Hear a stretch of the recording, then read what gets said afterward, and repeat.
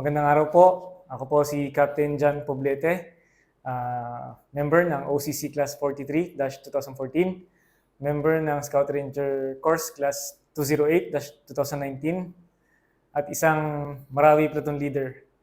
Ang pinakamahalagang bagay na natutunan ko sa Marawi bilang isang armor officer ay ang tapatan o pumantay sa efforts ng mga infantry soldiers or ng foot soldiers sa panahon na mag-a-assault sila.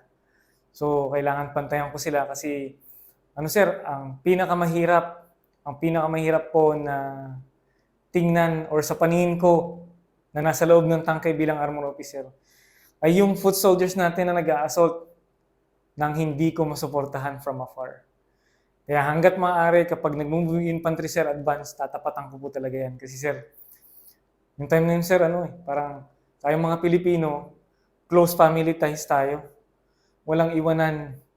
Kung kapatid mo yan eh. Kaya tatapatan ko talaga yun sir. Yun sir. Yun lang po sir. Salamat po. John, very, very proud yung mga tao mo na finally ma-feature kita dahil napakataas ng respeto nila sa'yo. Opo, sir. Maraming salamat. Maraming salamat din po, sir.